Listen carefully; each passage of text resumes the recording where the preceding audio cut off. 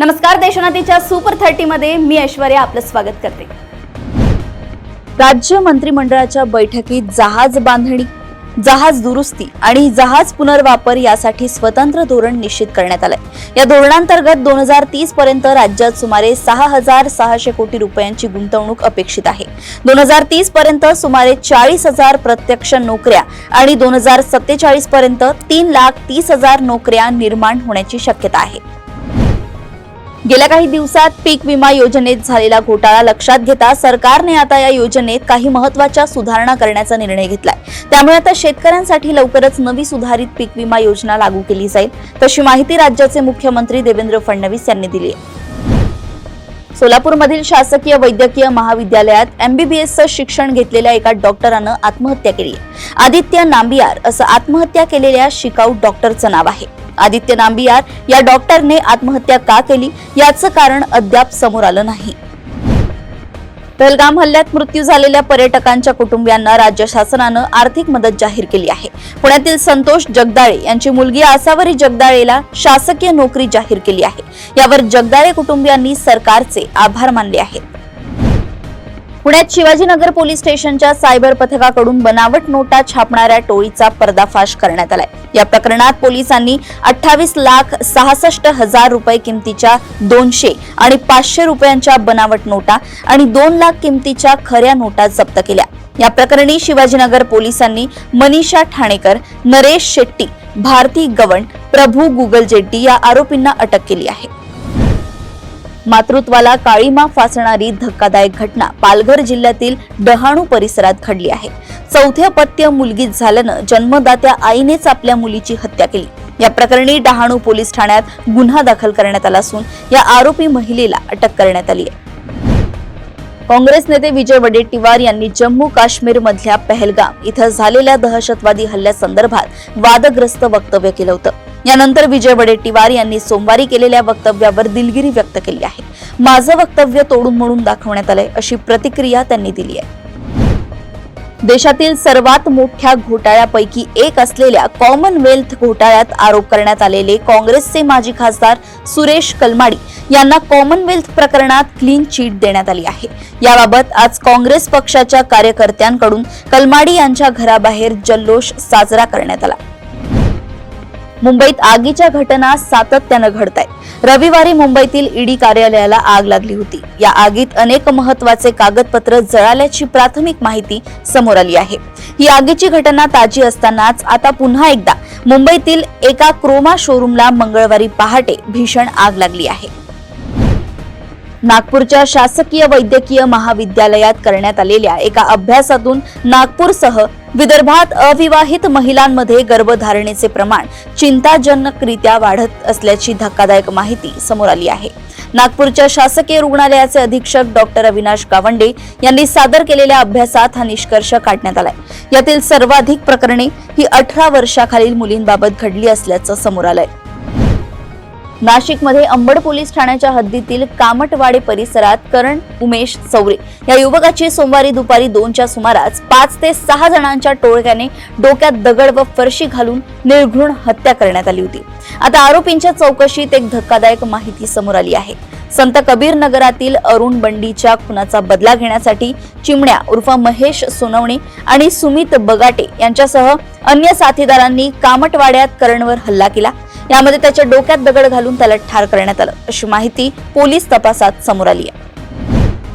गडचिरोली जिल्ह्यात कार्यरत असलेल्या धर्मादाय रुग्णालयांकडून निर्धन आणि दुर्बल घटकातील रुग्णांना योजनेतील तरतुदीनुसार सवलतीच्या दरात खाटा उपलब्ध करून देणे बंधनकारक आहे।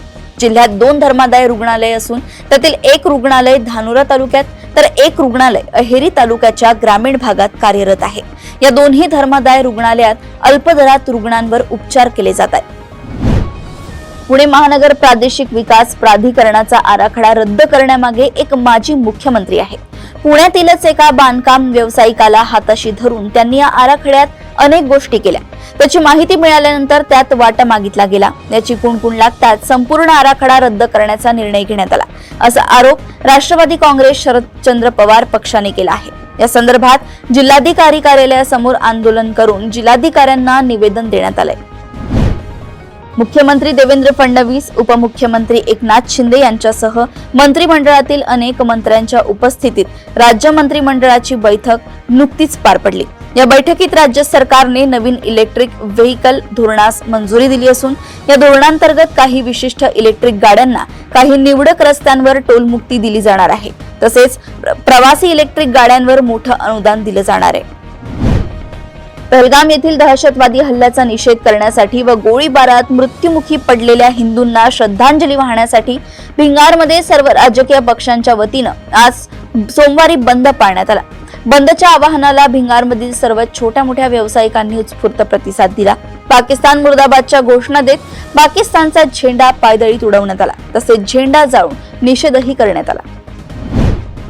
कॅनडामध्ये पुन्हा एकदा एका भारतीय विद्यार्थ्याच्या मृत्यूची घटना समोर आली आहे। पंजाबचे आपचे नेते पक्षाचे देविंदर सिंग यांची मुलगी वंशिकाचा ओटावा येथे गूढ मृत्यू झाल्याची माहिती आहे। ती गेल्या 4 दिवसांपासून बेपत्ता होती।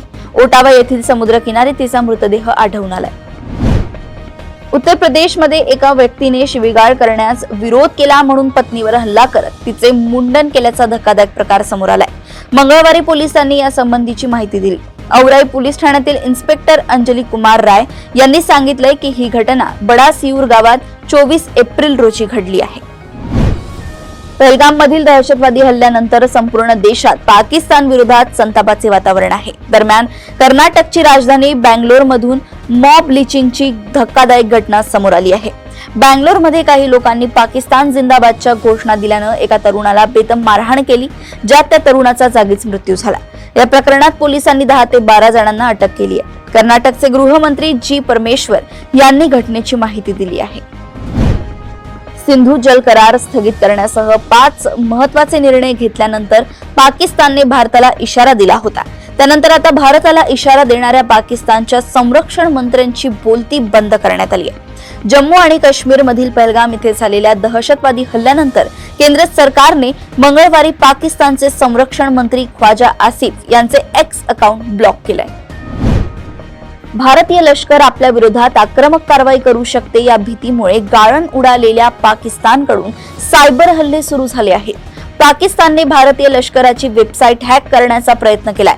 मिळालेल्या माहितीनुसार पाकिस्ताननं मागच्या 2 दिवसात 2 वेळा भारतीय लष्कराच्या वेबसाईटवर सायबर हल्ला करून वेबसाईट हॅक करण्याचा प्रयत्न केला, मात्र भारताच्या टेक तज्ज्ञांनी हे हल्ले हाणून पाडले आहेत। पहलगाम हल्ल्यानंतर आता भारत आणि पाकिस्तान यांच्यातील संबंध कमालीचे ताणले आहेत। असे असतानाच आता पाकिस्तानी संरक्षण मंत्र्यांनी भारतासोबतच्या युद्धाची थेट तारीखच सांगितली आहे। भारत आणि पाकिस्तान यांच्यात पुढच्या 4 दिवसात युद्ध होऊ शकतं, असं ख्वाजा आसिफ यांनी म्हटलंय। एक व्यक्ती तब्बल 13 IT कंपन्यांसाठी काम करत असल्याचा प्रकार उजेडात आलाय। इतकंच नाही तर यामागील चीनचे कनेक्शन देखील समोर आले आहे। दरम्यान या प्रकरणी अमेरिकेत नेल सॅल्यून मध्ये काम करणाऱ्या एका 40 वर्षीय व्यक्तीला अटक करण्यात आली असून त्याला या प्रकरणात किमान 20 वर्षाच्या तुरुंगवासाची शिक्षा होऊ शकते। कॅनडामध्ये लिबरल पक्षानं सलग 4थ्यांदा सरकार बनवण्यात यश मिळवलंय। कॅनडात सोमवारी सार्वत्रिक निवडणुकांसाठी मतदान झालं। त्यानंतर मंगळवारी 343 जागांसाठी मतमोजणी पार पडली। या मतमोजणीत कॅनडाची सूत्र पुन्हा एकदा मार्क कार्नी यांच्याकडे जाणार असल्याचं जवळपास स्पष्ट झालंय। त्यामुळे आता लिबरल पक्ष सलग कॅनडात 4थ्यांदा सत्ता स्थापन करणार आहे। येत्या बुधवारी 30 तारखेला येणाऱ्या अक्षय तृतीयेला शाळांना सुट्टी द्यावीच लागेल, असे आदेश नागपूरच्या माध्यमिक शिक्षणाधिकारी रोहिणी कुंभार यांनी CBSE शाळांना दिले आहेत। काही CBSE शाळांनी मूळ परिपत्रकात असतानाही ही सुट्टी जाहीर न केल्यानं वाद निर्माण झाला होता। त्यामुळे शिक्षणाधिकाऱ्यांनी नव्याने आदेश काढले आहेत। महाराष्ट्र नोंदणी व मुद्रांक विभागात शिपाई पदांच्या एकूण 284 जागांसाठी भरती होणार आहे।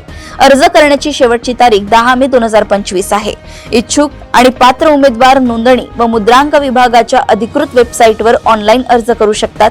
अर्ज करण्याची प्रक्रिया 22 एप्रिल 2025 पासून सुरू झाली आहे।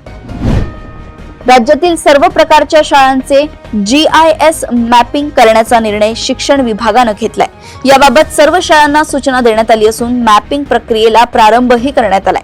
शिक्षण विभागाने दिलेल्या सूचनांनुसार राज्यातील सर्व व्यवस्थापनांच्या आणि सर्व माध्यमांच्या UDIS क्रमांक असलेल्या शाळांचे GIS मॅपिंग केले जाणार आहे। सरकारी टेलिकॉम कंपनी BSNLच्या 5G नेटवर्कची वाट अनेक जण करत आहेत। लवकरच कंपनी 4G आणि त्यानंतर 5G सेवा सादर करणार आहे। त्यासाठी कंपनीनं 4G आणि 5G सिम कार्ड्सची होम डिलिव्हरीची सर्व्हिस देखील सुरू केली आहे। हे नवीन सिम कार्ड्स ऑनलाईन ऑर्डर करता येतील। रिझर्व्ह बँक ऑफ इंडियाने ATM मधून पैसे काढण्याच्या नियमांमध्ये काही बदल केले आहेत। हे नवीन नियम 1 मे पासून देशभरात लागू होतील। 1 मे नंतर मोफत मर्यादेनंतरच्या प्रत्येक ATM व्यवहारावर प्रति व्यवहार कमाल 23 रुपये शुल्क आकारले जाईल। यावर स्वतंत्रपणे कर आकारला जाईल। आतापर्यंत हे शुल्क 21 रुपयांपर्यंत होतं। आमिर खान प्रोडक्शन्सचा आगामी चित्रपट सितारे जमीन पर 2007 मध्ये प्रदर्शित झालेल्या तारे जमीन पर या चित्रपटाचा स्पिरिच्युअल सिक्वेल मानला जातोय। दरम्यान सितारे जमीन पर या चित्रपटाचे डिस्ट्रीब्युशन हक्क PVR आयनॉक्स पिक्चर्सने मिळवले आहेत। विशेष म्हणजे या चित्रपटाचा ट्रेलर 1 मे रोजी देशभरातील PVR आयनॉक्सच्या चित्रपटगृहांमध्ये दाखवला जाणार आहे। टीम इंडियाने हरमनप्रीत कौर हिच्या नेतृत्वात श्रीलंका दौऱ्यातील वुमन्स ट्राय सिरीज मध्ये सलग दुसरा विजय मिळवलाय। टीम इंडियानं श्रीलंकेनंतर दक्षिण आफ्रिकेला पराभवाची धूळ चारली आहे। वुमन्स टीम इंडियाने दक्षिण आफ्रिकेसमोर 50 षटकांमध्ये 277 धावांचं आव्हान ठेवलं होतं। दक्षिण आफ्रिकेने अप्रतिम सुरुवात करत विजयाच्या दिशेने मार्गक्रमण केलं होतं, मात्र अखेरच्या टप्प्यात टीम इंडियाच्या गोलंदाजांनी कमबॅक केलं आणि रंगतदार झालेल्या सामन्यात 17 धावांनी विजय मिळवलाय। अशाच सुपर 30 बातम्या जाणून घेण्यासाठी बघत रहा देशोन्नती। नमस्कार।